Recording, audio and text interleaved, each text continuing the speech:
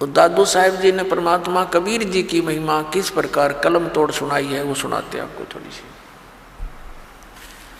परमात्मा ने, दादू साहब ने कहा है, जो जो शरण कबीर के तिरगे अंत अपारे, दादू गुण के ता कहूँ कहत न लागे कहत न पावे पारे।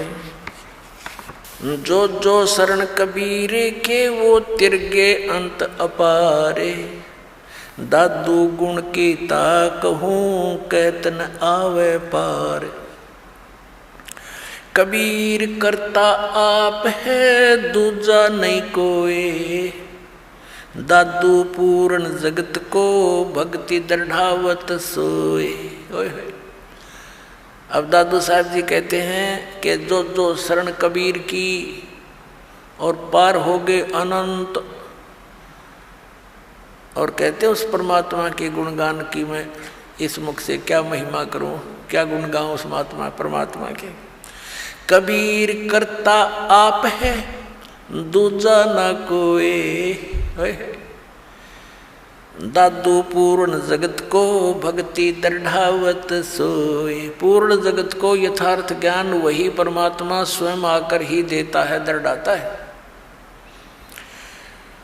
यो ठेका पूरा होवे जब सब कोई तजय शरीर। ठेका यानी जो कंट्रैक्ट एग्रीमेंट जो हमारे शरीर का हो चुका है, इतना समय हमारा निर्धारित है, कहते ही वो जब पूरा होगा तो सब ने शरीर त्यागना पड़ेगा।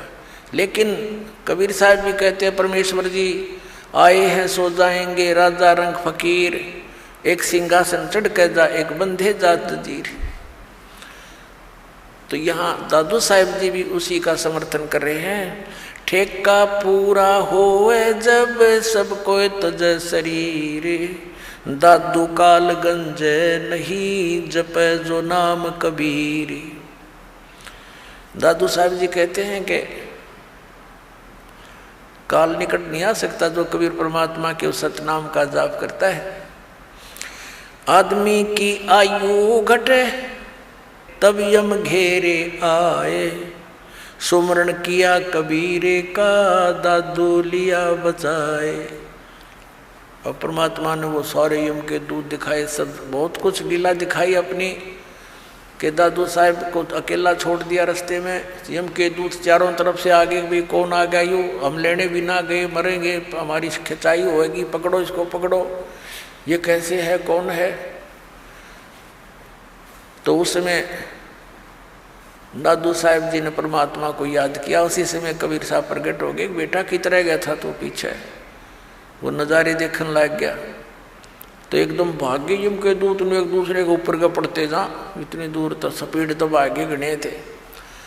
तो परमात्मा कहते हैं, तो परमात्मा ने बताया कि बेटा जब भक्तिहीन प्राणी शरीर छोड़कर जाता है ये यम के दूत घेर लेते हैं, और जैसे तूने मुझे याद किया ऐसे इस नाम का जाप कोई और कर लेगा ना, भगत तो वही करेगा जो पहले से प्रैक्टिस कर रहा होगा, उसी के मुख से ये परमात्मा का नाम निकलेगा। तो फिर यम के दूत निकट नहीं आ सकते। उसी को फिर अपने अनुभव को दादू साहब जी बता रहे हैं। आदमी की आयु घटे तब यम घेरे आए, सुमरण किया कबीर का दादू लिया बचाए।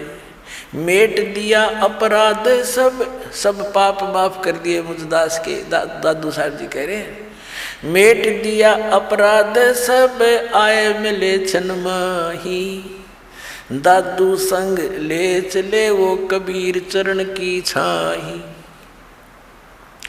सेवक देव निज चरण का दादू अपना जाने, बरंगी सत कबीर ने कीन्या आप समाने। अब क्या बता रहे हैं दादू साहब जी कि मेरे सारे अवगुण माफ कर दिए भगवान ने, और एक सेकंड के अंदर मेरे पास उपलब्ध हुए और अपने साथ ले चले बालिक मुझको। और कहते हैं, हे दाता मुझे अपने चरणों का, अपने चरण रज का दास समझना, सेवक देव निज चरण का। हे देव, हे भगवान, हे परमेश्वर, यो सेवक आपके चरणों का नौकर है, धूल है, निज सेवक है, और इसको अपना जान मेरे दाता।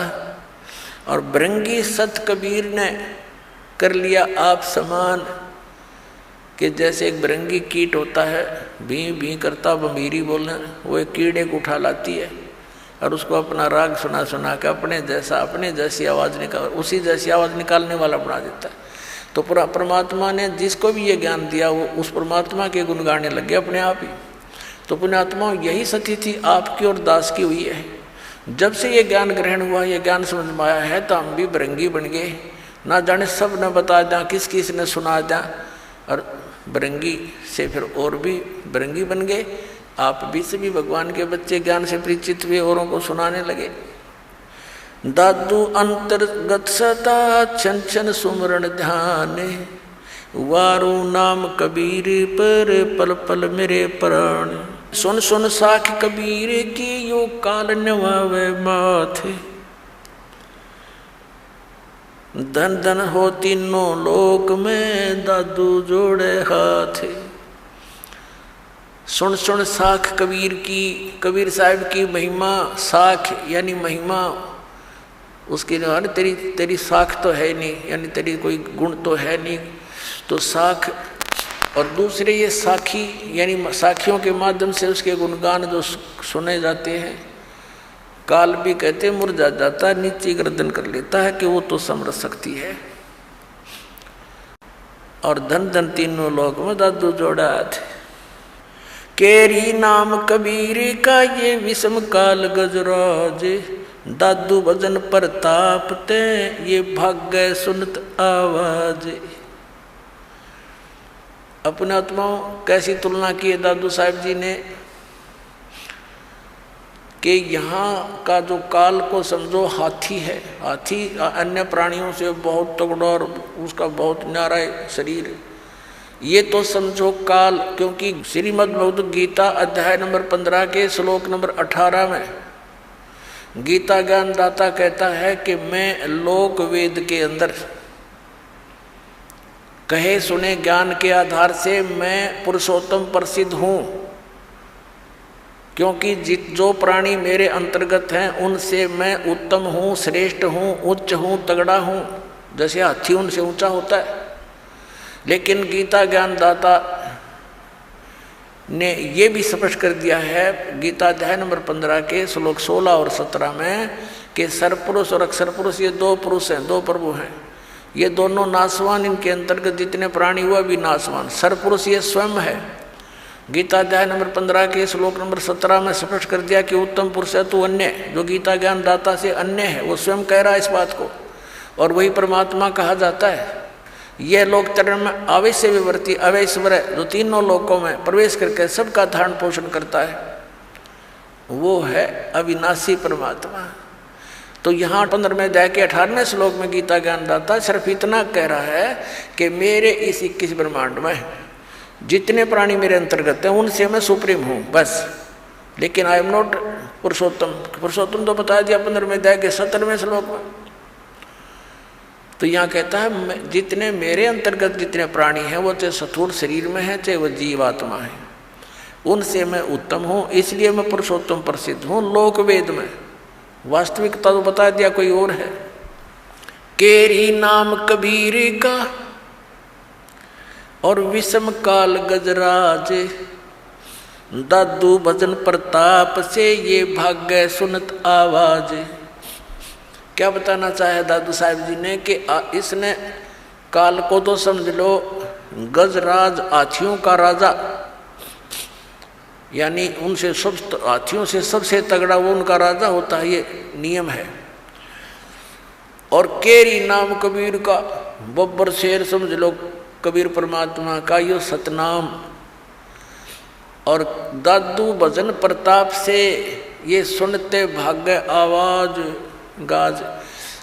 जैसे हाथी कहीं जंगल में हो और शेर दहाड़ मार दे और वो निकट सी दिखती हो कि तो आवाज एक निकट आ लिया, हाथी लीद कर देता है और भाग लेता है, छोड़कर उस स्थान को दूर भागने की चेष्टा करता है।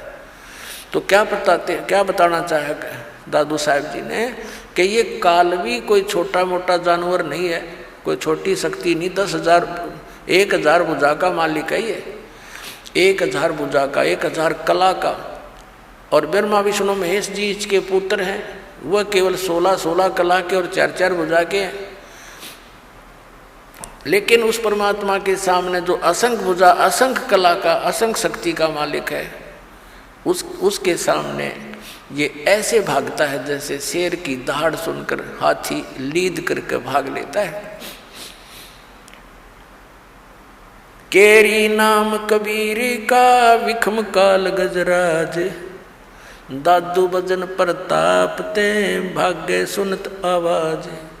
पल एक नाम कबीर का दादू मन चितलाए, हाथी के असवार को स्वान काल नहीं खावे। अब देखो कैसी उपमा दी है मालिक की शरण में आए प्राणी को, कि जैसे हाथी। अब हाथी की दूसरी उपमात्मक तरीके से कैसे बताया है कि जो कबीर परमेश्वर जी की शरण में आ गया, वो तो समझो इस काल की रेंज से, रीच से, पहुंच से इतना दूर हो गया जैसे कोई हाथी पर बैठ जा और उनको कुत्ते हानि नहीं पहुंचा सकते। हाथी के असवार को स्वान काल नहीं खावे। हाथी पर जो बैठा है वो तो समझो भक्त परमात्मा का, और काल समझो कुत्ता। अब हाथी पर बैठे हुए व्यक्ति को कुत्ता कोई हानि नहीं पहुंचा सकता। तो ये काल तो इतना, काल की रेंज से, काल की पहुंच से आप इतने बार हो गए, जानबूझ के हाथी तो नीचे गिर जाओगे तो कुत्ता पिंडी पाड़ेगा तुम्हारी, और जब उससे नीचे नहीं उतरे तो कुत्ता कुछ नहीं कर सकता। तो परमात्मा की मर्यादा से दूर होते ही वो तो तैयार बैठा हो, तो भौंक ही रहा, आते ही पाड़ू खाऊं इसको। तो ये उदाहरण देना चाहते हैं दादू साहब जी। पल एक नाम कबीरी का दादू मन चितलाए, अस्थि के असवार को ये स्वान काल नहीं खावे। सुमरत नाम कबीर की ये कटे काल की पीरे, दादू दिन दिन ऊंचा हो फिर परमानंद सुख सीरे। सुमरत नाम कबीर का, जो परमात्मा ने सही नाम हमें बताया है, उसका जाप करने से कटे काल की पीड़, ये काल जो आपको दुख दे रहा है, ये कर्मों से, ये पाप कर्मों से, ये फिर नष्ट हो जाएंगे। पाप परमात्मा कहते हैं कर्म ब्रह्मंड के मैं पल में कर हूँ नेस, यानी क्रोस मार दूं पे सब पे, अर्जिन हमारी दो ही दी सो करो हमारे पेश, तुम अकाउंट भी ना लेना।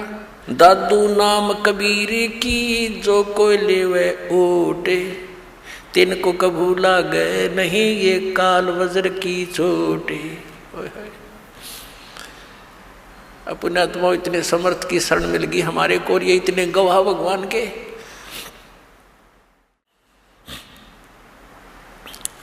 कि दादू साहब कह रहे हैं कि कबीर साहब के सच्चे नाम की विधिवत जो ओट ले लेगा, उसकी शरण में आ जाएगा,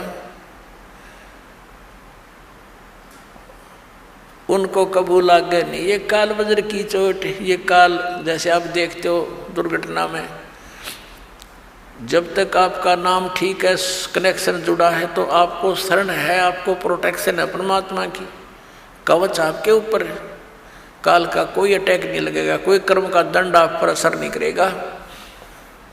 जैसे आप देखते हो कि दुर्घटना में परिवार नाश हो जाते हैं, ये कभी नहीं हो सकता इस मालिक की शरण आने वाले को, लेकिन रहना पड़ेगा मर्यादा में।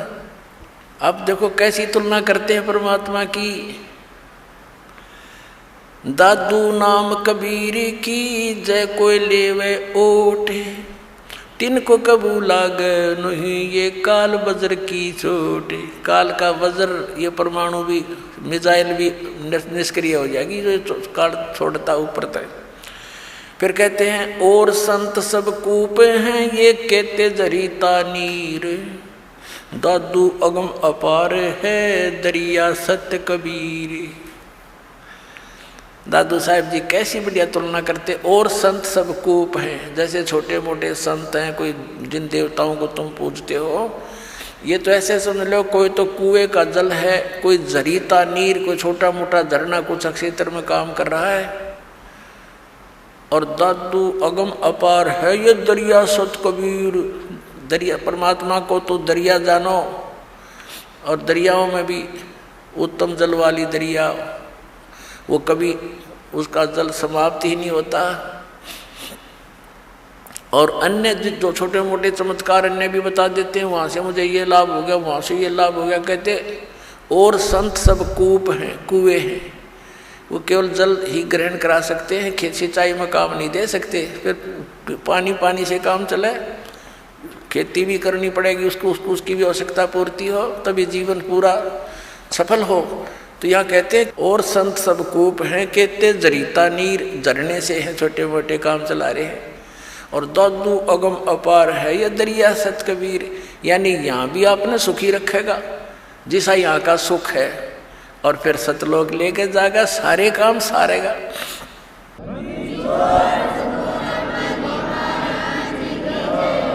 अब ही तेरी सब मिटे ये जन्म मरण की पीर, श्वास उश्वास सुमर ले दादू नाम कबीर। अभी तेरे सारे झंझट मिट जाएंगे, इस श्वास उश्वास से उस परमात्मा का ज्ञान सच्चे पूरे संत से प्राप्त करके सुमन कर ले।